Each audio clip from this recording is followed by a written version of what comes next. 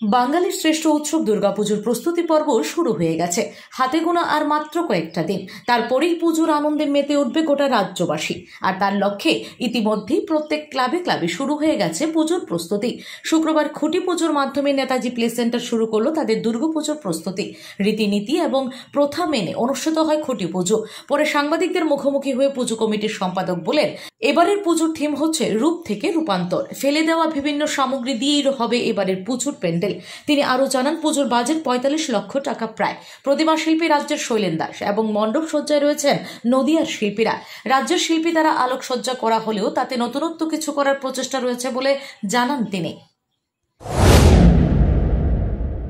আজকের শুভলগ্নে খুঁটি পূজা থেকে আমাদের এই বছরের দুর্গাপূজার শুভারম্ভ শুরু করেছি। আমরা এলাকাবাসী এবং ক্লাব সদস্যরা প্রত্যেকেই আছেন, এখন মহিলা পুরুষ যারা আছে সবাই।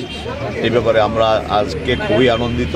এই বছরের দুর্গাপূজার শুভারম্ভ খুঁটি পূজা দিয়ে আমাদের এইবারের বাজেট নিয়ার অ্যাবাউট ৪৫ লক্ষ টাকা।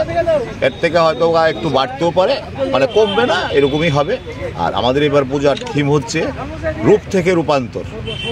যে কোনো জিনিস যেগুলি আমরা ফেলে দিই, এগুলি দিয়ে যেমন কট বেল, তারপর ব্যাঙাচি, তারপরে মাশরুম, তারপরে আরও বিভিন্ন রকমের ফলের খোসা, বিভিন্ন রকমের আরও অনেক জিনিস আছে যেগুলো এখনও বলা যাবে না। অনেক কিছুটাও গোপন রাখতে হবে, সবটা বলে দিলে তো হবে না।